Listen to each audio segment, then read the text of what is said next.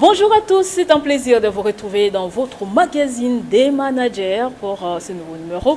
Nous nous retrouvons dans un cadre tout particulier, mais beau. Très beau même, cette salle de gymnastique quelque part dans la ville de Kinshasa. Et nous sommes reçus par la Fédération congolaise d'haltérophilie, culture physique et homme fort pour parler justement de la santé de celle-ci et les préparatifs pour les Jeux Olympiques de 2024. Nous allons en parler justement avec le président de la FECOAC, M. Patrick Ndombi, qui nous reçoit. Cette fois, c'est pas sur le plateau de Télé 50, on peut dire dans votre base. Monsieur Patrick, bonjour. Bonjour Madame Nathalie, bonjour. Je suis vraiment ravi, mais je m'inquiète, je me pose beaucoup de questions par rapport à la surprise. Mais sinon, ça me va droit au cœur. Vraiment, merci beaucoup. C'est nous qui sommes émerveillés par ce que nous avons trouvé ici. Malheureusement, moi, je ne suis pas en tenue de sport. Il fallait que j'aie ma tenue de sport. Ça allait être plus intéressant. Mais qu'à cela ne tienne, ça ne nous empêche pas de parler de vous, de votre fédération. Comment se porte la fédération en ce moment, à part la médaille de bronze raflée au mois de mai dernier au championnat d'Afrique en Tunisie, Monsieur le Président? Oui, merci beaucoup. Comme vous venez de le dire, la fédération, pour le moment, tout se porte bien. On est en train de préparer les athlètes pour les prochaines compétitions. Nous avons une compétition au niveau de Kitwe, en Zambie. Il y a ça c'est un strongman. Il y a une compétition aussi au Ghana. Et puis la finale sera aux États-Unis, dans le compte des strongmen, qui est aussi une discipline au sein de cette fédération. Par rapport à ce que vous venez d'énumérer, certainement nous avons eu des médailles, mais ce ne sont pas les médailles de bronze, ce sont plutôt les médailles d'argent. Ouais, nous avons eu 2 médailles d'argent et une médaille de bronze qui nous donnent directement la qualification pour les Jeux Olympiques Paris 2024. Merci beaucoup, Président. C'est donc intéressant. On a l'habitude de rappeler aux gens parce que il y a peut-être une confusion. Les gens ne maîtrisent pas bien. C'est quoi l'haltérophilie? C'est quoi la culture physique? Ce qui ont expliqué, busso, branche, nini, discipline, nini, toujours il y a fait quoi? Merci beaucoup, Maman Nathalie. Au sein de la Fédération Nabiso, Tozan haltérophilie, qui est une discipline olympique. Il y a des athlètes qui ont participé en Tunisie au mois d'avril. Tozana powerlifting, qui est une discipline paralympique. Tozana beauté plastique ou bien bodybuilding, ce n'est pas une discipline olympique. Et nous avons le bras de fer qui vient d'entrer dans les chartes olympiques, qui est devenu une discipline olympique. Nous avons le kentball, qui n'est pas aussi une discipline olympique, ainsi que quelle autre discipline que j'ai oubliée, je crois, est l'haltérophilie. Je crois que c'est ça les disciplines constituantes de notre fédération. En fait, la différence entre l'haltérophilie et d'autres disciplines, l'haltérophilie, c'est une discipline oui, allez-y. Faire comprendre na bandeko oyo ba pratika kango. En fait, haltérophilie est une discipline oyo ezalaki pratiquée depuis époque coloniale quoi. Ça servait juste, par exemple, netinga olingo ya kobala mwana nanga na kopeso ba épreuve ya kosala, parmi ba épreuve wana ezaki na ba épreuve ya kotombola ba mabanga, kotombola, c'est d'où est oui, c'est de là est tiré l'haltérophilie. Haltérophilie eza na des mouvements, toza na épaulé jeté, toza pena arraché. Dans chaque mouvement, comme chaque discipline, na mouvement nyonso, toza na 3 essais. Toza na premier essai, deuxième essai et na troisième essai. Na ba essai nyonso 3 na chaque mouvement oyo kosala, ba kozwa l'essai le plus élevé. Nazo pesa exemple, na ye na sengi na essai na nga ya liboso 100 kg na sali yango. Soki na sengi na essai ya mibale 120 kg na sali yango, du essai ya liboso ekwei ba considérer essai ya mibale. C'est-à-dire ezandenge wana par rapport à ba essay ezandenge wana. Mais cette fois-ci na powerlifting ezandenge moko na haltérophilie te. Powerlifting toza na 3 mouvements. Toza na bench press, toza na soulevé de terre, toza na squat. Na bench press eza mutolali na ban ozui ebende omoko otombolango okitisi yango omatisi. Wana eza discipline oyo eza pratiqué partout. Na cité bato mosusu basalaka yango oyo balobaka kopore yango wana oyo balobaka kopore yango wana terme vraiment terme ya bakinois yango wana kopore ebende yango wana nde ezokota na kati ya branche oyo tozobenga powerlifting ou bien force athlétique na français. Toza na 3 mouvements kuna, toza na soulevé de terre, toza na bench press oyo tozoloba tora kotore quoi. Toza pe na squat eza oche bar na mapeka okiti nango makolo na yo entre tibia na cuisse et formé 90 degrés tant ozo kitana ebende. C'est vraiment intéressant to mona ndenge boza ko exhiber biso mais tozo ke de malembe na émission na biso to kokoma wana parce qu'il y a des intervenants, des athlètes et vous-même peut-être vous allez aussi exhiber tout ce que vous venez d'expliquer hein. Effectivement oui. Bazo kaka mais ils ne comprennent peut-être pas grand-chose. Mais dans l'autre temps continuer na nous betela biso no lisolo ya viabilité ya fédération ya congolaise d'haltérophilie culture générale et homme fort parce que oyebi ba fédération malette c'est ça ebelé na RDC et le gouvernement ça plaignait dernièrement parce qu'on reçoit la fédération ebelé en charge té mon la fédération mususu ezanga siège boyambi biso boza na siège té boza na ba ligue boza na combien de provinces vous êtes organisé comment par rapport à la viabilité de votre fédération? Merci beaucoup maman Nathalie. Fédération Nabiso c'est parmi les fédérations viables ya Congo. Parce que pour votre information, année passée, football qui est une discipline mère prônée par tout le monde et ça là qui championnat national T biso Tolandaki mais moi ma fédération a fait un championnat national digne de son nom. Oyo ba représentant ya ba province nyoso bayaki. Pour le moment, toza na province ya Kinshasa, toza na province ya Congo central, toza na province ya Nord Kivu, toza na province ya Sud Kivu, toza na province ya Chopo, toza na province ya Katanga, Grand Katanga, toza na province ya Kasai, toza na province ya Kasai central, toza na province ya Bandundu. Pour le moment, je ne sais pas parmi ma fédération nini pour le moment, ils ont compté 9 ligues vivables. Exacté.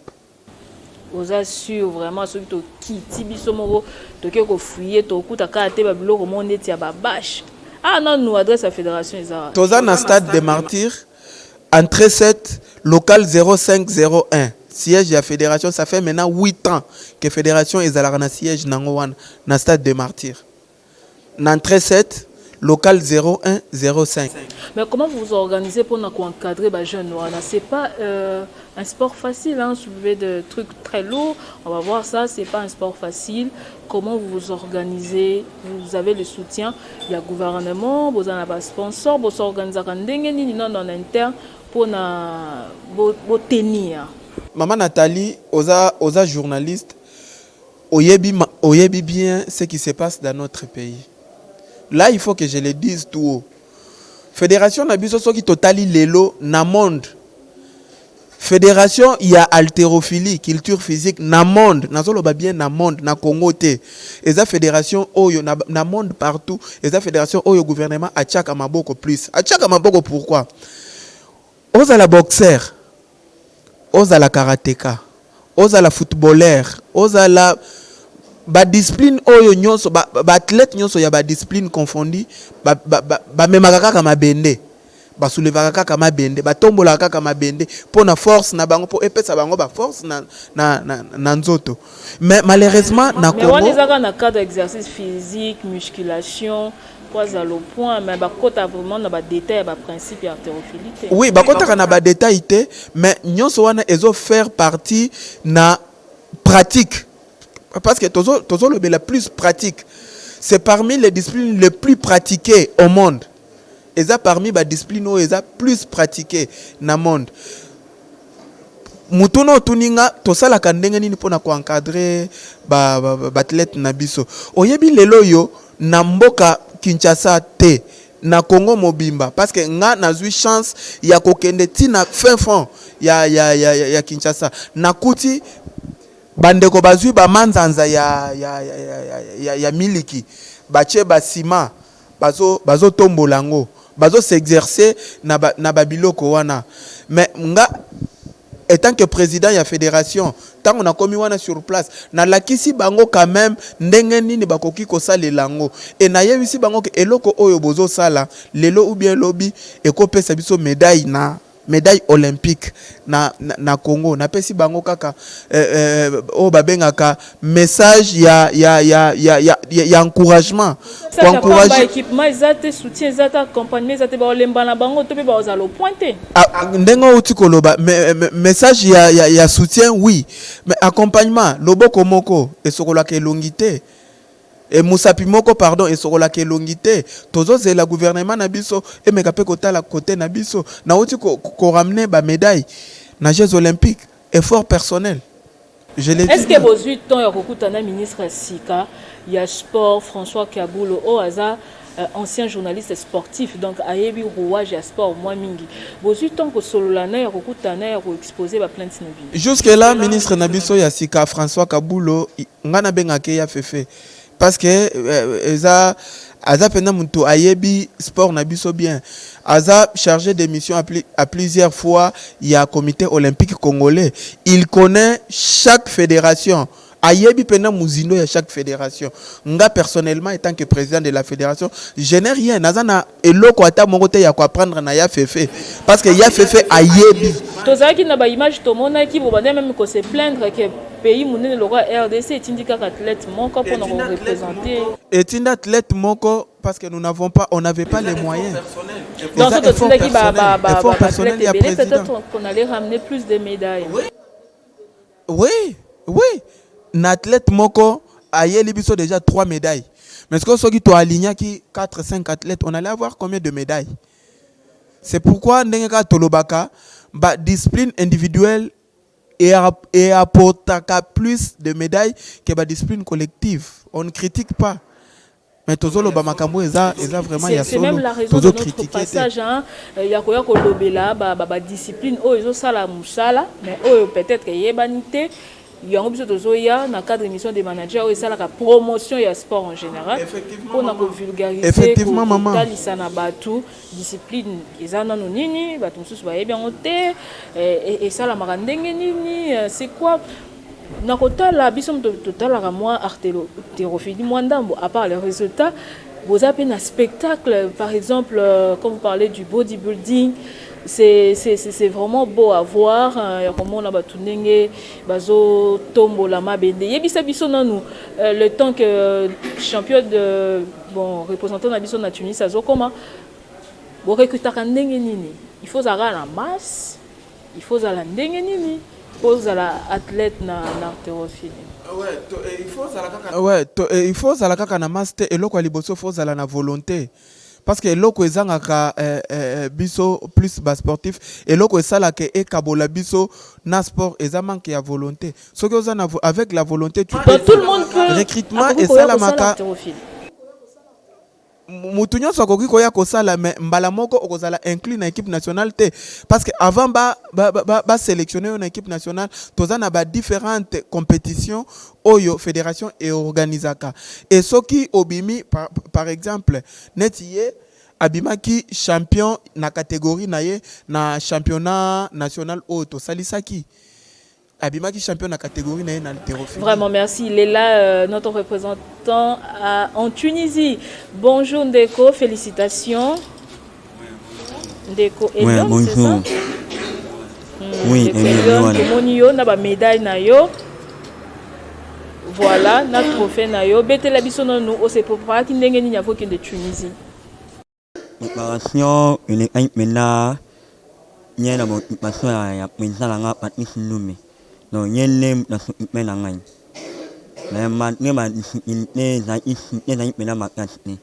ya comment ikuna c'est pas ça qui ndenge nini bon dans comment ikuna maintenant nous sommes déjà place la chambre où la place pour nous travailler bon ça il a pas passé la bango una ndenge batangaki biso balakisi biso kaka place ya kolala na place oyo okolia na place oyo tosala entraînement. Et puis au finish, yo au rafla qui médaille il y a argent, te paye à bronze. Bon, ezali médaille ya argent na médaille de bronze. Ouais. Bon, eza misato wa moko eza ya total. Ok. Et wana tomoni eza trophée na yo. Oui, eza trophée na ngai. Oh, ozwaki kuna. Sikoyo étape ya oyo ezolanda eza nini par rapport à ba préparatif. Bon, par rapport à ma préparatif na ngai na condition oyo naomona eleka bien te soki basokipe na ngai bien te. Il faut pas s'occuper non na gouvernement. Oui. Pour rejoindre Paris pour les Jeux Olympiques à 2024. Oui. Jusqu'à là, qu'est-ce qui vous manque? Et là, qu'on y a manqué rapidement. Bon, et là, c'est manqué la ngai na condition la talango ne la travailler non mais là ba s'occuper la ngai. Donc ce qui n'a ici pour ça ne quoi bien au salade. Merci beaucoup, Monsieur Lyon. On vous souhaite tout le meilleur pour la suite. Tobandi que le gouvernement ait un message et vous ayez en charge comme vous le souhaitez pour que aucun de vous représente Mboka à Paris. Merci beaucoup. Okay, merci. Et nous continuons avec Monsieur Patrick Ndombi. Voilà, il est de retour. Oui, on a parlé avec Monsieur Lyon. Vous voilà. Et on va parler cette fois-ci du dernier championnat national que vous avez organisé, la 7e, oui, et puis vous voyez, on a ça la showbuzz, et les cas qui n'dengenini. Les cas qui vraiment très bien, parce que Ngamoko Nazaki surpris, il y a comme on a neti batlet, il y a Katanga, Bayeko Zoazoa ba médaille awa, batlet il y a Goma, batlet il y a Bukavu. Franchement, championnat wanati les lots. Jusque là, fédération Nabiso, tozana nambandaka te, tozana ligue yambandaka te. Mais bientôt là, moi-même je vais effectuer un déplacement na niveau yambandaka pour na ko tala ndengeni tokoki ko implanter ligue nambandaka. Mais sinon na Kinshasa, nazalaki vraiment épaté pe comment na ndengeni ni batlet ya Kinshasa pe ba se comportaki. Par exemple, champion Kani Kanana, champion Tomoni awa d'ailleurs tokobenga ya betela biso lisolo. Champion Kanana. Il y a secret naie pour abima champion. Oui, allez-y. Ouais, il y a quoi ça secret nayo, maman Nathalie Alinga ye ba secret. Secret naie pour abima champion du Congo. Et ça qui 7e édition hein. Ouais. Oh bon, ouais, ça qui 7e édition mais namoni ba triplé même ba poids na bango ya ndenge to bandela qui première édition et consomme namoni ba triplé ba poids ba charge.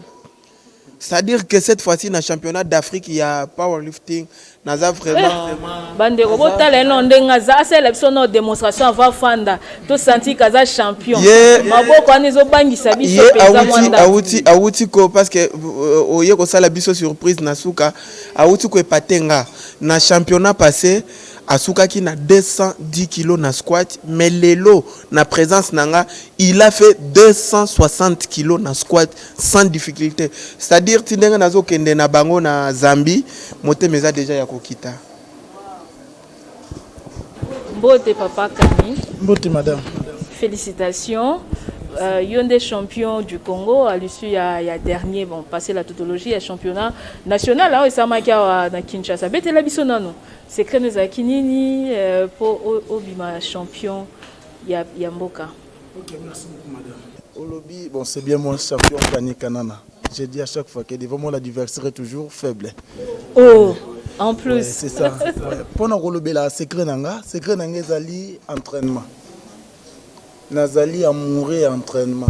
Puis Nazali passionné à sport. Sport c'est ma passion en moi. Vous s'entraîner, vous respecter quelques principes, quelques normes. De ça la gaki, vous allez champion. Parce que c'est que moi ma champion c'est juste un entraînement. Sans entraînement, il est quoi Yoza discipline mais papa il y a nazaki na haltérophilie. Ouais. Yoza na powerlifting. bete sono li solo lifting na artérophilie ba d'abord comprendre te ba mo artérophilie pas lifting des mots anglais et différence c'est ça. OK, différence c'est ali biso nyos tout oyebi na ba kwa na bande quartier na biso ningi président te koloba sikoyo tozala to benga ngo ba chantier. Est-ce que to kenda ko torer tozala ka ozuli bende otie eza na ba ozuli bende okitisi na poitrine ozongisi mususu to benga ngo na travail cuisse. Ça veut dire au tseli bende na mapeka au kiti na niveau à 45 degrés au telemi wana to benga ngo squat. Oye li bende za na mabele au bende ngwe le kiti ba genou wana to benga soulever de terre. Ça veut dire on ezali 3 mouvements oyo ezalaka na powerlifting. Tozali na développer couché, tozali na squat, o to benga ka cuisse, tozali na soulever de terre. Tozali na 3 mouvements wana. Ce qu'on a 3 mouvements wana, il faut que ça la yango nyos tout ba mouvement on est à la correcte.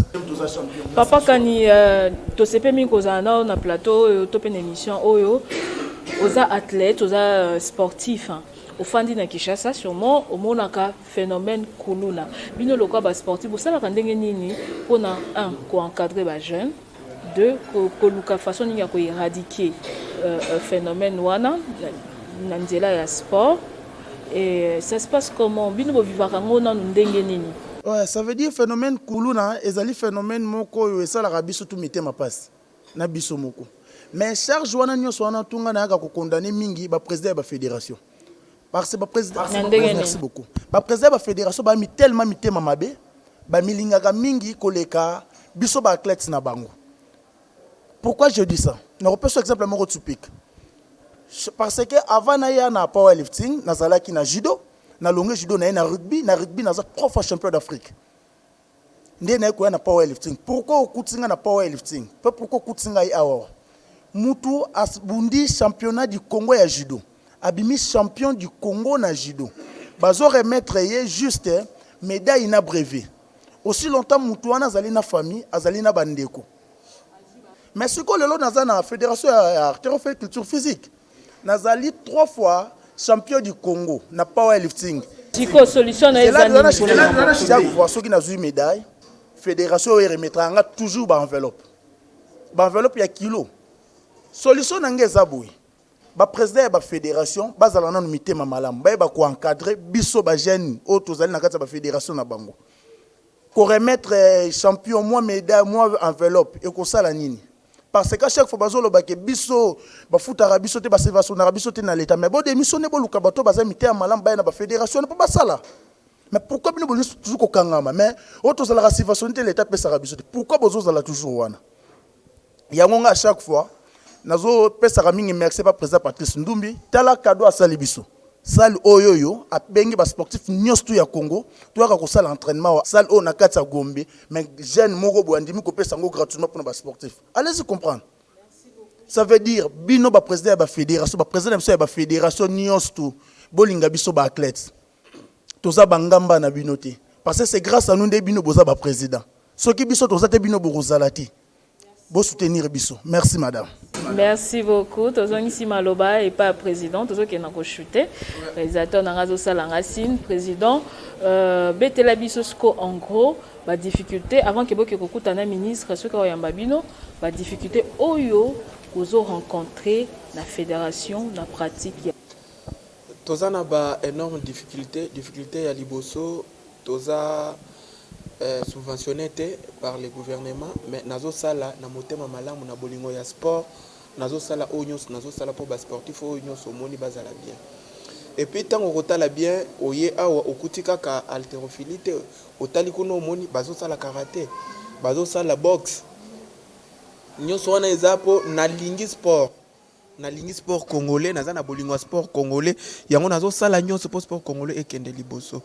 Ministre oyo zoloba mama Nathalie aza ministre oyo abotami na sport akoli na sport ti lelo aza ministre ayebi difficulté ya chaque fédération. Voilà, merci beaucoup. Ce qu'on betela biso ba projet d'avenir oyo monsieur Patrick Ndiaza nango par rapport ya discipline oyo haltérophilie culture physique et homme fort. Bon en fait projet d'avenir oyo liboso naza nango eza nazo sala effort nyonso na ramener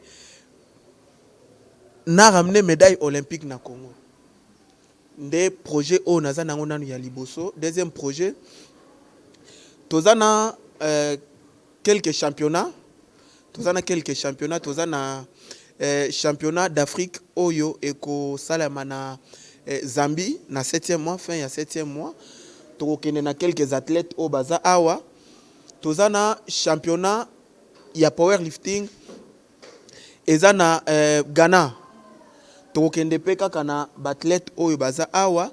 Tozana jeux mondiaux oyo ekopesa biso rocking, ekopesa biso, c'est-à-dire ekopesa biso alignement ya bien oui, et quoi améliorer classement na biso pour na participation na biso ya Jeux olympiques. Voilà na Dubaï. Pour le moment ville oyo eza cité eza Dubaï. Eza na 2014 parce que Jeux africains ezopesa lisusu accès na ninité na qualification na Jeux olympiques te. Voilà. Merci président Tolingito Lobisa, moi qui est directeur technique national. Tobenga bango ba héros dans l'ombre, bango ba sala rampe musala makasi sur le plan technique ndenge tobengié awa. Bonjour monsieur le directeur technique. Bonjour maman Nathalie. Bientôt là au mois de juillet, vous irez au championnat d'Afrique en Zambie, comme le président le disait ici. Comment se passent les préparatifs sur le plan technique? Le préparatif va bon train. Nous sommes déjà, comme vous voyez, avec le champion Kani, il est là. Nous avons Achille, nous avons aussi Gabriel. Même aussi le champion d'Afrique en haltérophilie, il va aussi être dans cette liste. Puis il est aussi champion en powerlifting. Oui, là c'est dans toutes les disciplines. Non, en powerlifting, on dit force athlétique. Merci beaucoup, monsieur le directeur technique national. Une question rapidement pour le président Patrick Ndombi. Dans la basipé, ça la moni basité bon, ils siège na binoté mec, question ni yelingaka. Tozana banabasi ebele, tozana banabasi ebele. Par exemple, na dernière compétition oyo champion Kani asalisaki, Loku Mwali Bende banabasi ba champion babimaki. Mwana mwasi azo tombo la pentali Bende kolekana mibale ebele. C'est-à-dire que banabasi bazali. Merci beaucoup président. Merci à tout le staff, à toute l'équipe. Merci de nous avoir reçus chez vous. On a eu beaucoup d'explications par rapport à cette fédération. On a eu beaucoup d'explications. Il y a notre athlète là au fond qui n'a pas encore parlé. Il va se présenter et nous dire il y a la discipline. Oui, il y a la discipline. Bon, moi c'est Achille. Autrement, on m'appelle Machine, champion Machine. Machine. Machine à quoi? Machine produit ça, la machine à moi, bende pour n'anger bende ça, elo moya muke. Donc on benga machine parce que je travaille fort. C'est un peu ça. Il y a solo. Vous avez déjà raflé quelque chose en termes de médailles, de trophées? J'ai été au moins 6 fois champion du Congo. Waouh, félicitations. Au fond là-bas, bonjour champion. Je vous appelle déjà champion parce que c'est pas facile. Hein? Il y a eu ce comme on a dit, et puis vous êtes dans quelle discipline? Moi c'est Gabriel Issoupa, autrement appelé Robot, Robot Matata. Robot? Ouais, je suis deux fois. Robot? Je suis Robot, 2 fois champion de bodybuilding d'IRC. Pourquoi Robot? Vous n'êtes pas humain, vous êtes robot? Parce que je défie les lois de la nature en fait. On a vraiment robot, mais Hermoko fo ba téléspectateur na biso ba ndima quand même que oza penza robot. Waouh. Comment on appelle ça? Ça c'est le side chest. C'est un mouvement qui à un athlète de faire le biceps cage. Le biceps cage veut dire que l'athlète doit présenter le muscle de pectoraux et le muscle de biceps. Ça s'appelle les side chest. Ah, c'est beau à voir. Hein? Baza bien éduqué, baza bien encadré, bayebi loi ya mboka na biso, bayebi que un athlète akoki ko azawana pona ko protéger ba plus faible, un athlète akoki ko bundate na muto aza athlète te. Yango nde campagne oyo tozo sala na bandeko na biso oyo nyonso babetaka libende, bon to benga ngo na ba chantier oyo to benga na simandako, tozo sala campagne wana pona ko lakisa bango komemali bende ou bien kosala sport eza pona ko se mesurer na bato balabala te. Nous luttons par rapport au phénomène kuluna kaka na ba conseil na ba mbongo na ba moyen ya mike o toza nango tokitaka na ba quartier pona ko kende ko yebisa bandeko oyo lelo bazobenga bango ba kuluna na société. Tolitaka makasi pona ko yebisa bango ke boza ba kuluna te, vous êtes vraiment utile na société. Talisa bango nzeleni bakoki kosala po bazala vraiment très utile na société. Voilà. Olobi malamu mingi président to sepeli pona ba éclaircissement au nyonso to komi na suka y émission na biso des managers, émission ça la promotion du sport en général, donc il y a athlètes, il y a dirigeants, il y a activités sportives nyonso. Merci Nandenge Boyamba Kibiso et Panabino. Merci beaucoup Maman Nathalie, merci na équipe technique na oyo mobimba na kosenga bino ezala mbala libosote. Même si boko yamba batu ya haltérophilie, même si boko yamba ba ndeko ya ba discipline mususu, en tout cas to yebisi bino ke epa na biso ba porte eza grandement ouverte pona à chaque fois que bozana a besoin ya ko yamba ba paya boya ko yamba bango ata awepa na biso. Et puis na betimbela na bengi ba sportif nyonso ya ba équipe nationale ya ba fédération nyonso. Omiyebi ke oza na licence na yo professionnel yaka na salle na biso eza awa eza ouverte pona ba sportif nyonso oyo nyonso oza na équipe nationale yaka o s'entraîner na salle na bino. Ndumbi télé 50 chaîne na bino oyo ya barabiso ne bande na rappelaki ke zamba libosote to ya babino azo fêté 13 ans d'existence na ye. Moi message na télé 50 na directeur général espace 50 Jean-Marie Kassamba. Merci beaucoup, toutes mes félicitations au directeur Jean-Marie Kassamba. Et c'est la première fois parce que ba événement na biso nyonso to salaka to zalaka toujours accompagné gratuitement na signaler les sous gratuitement par télé 50 oeza télé Yamboka. Toutes mes félicitations tokoya na plateau na batlet nanga poto peselengi ndenge tolobaka poto peselengi après ko peselengi to péter champagne na ndenge na biso. Merci beaucoup. Merci beaucoup. Patrick Ndomi, merci à tous, je le disais déjà. Merci également à vous de nous avoir suivis de partout. C'était un plaisir de vous retrouver dans ce magazine des managers. Le rendez-vous est pris très prochainement.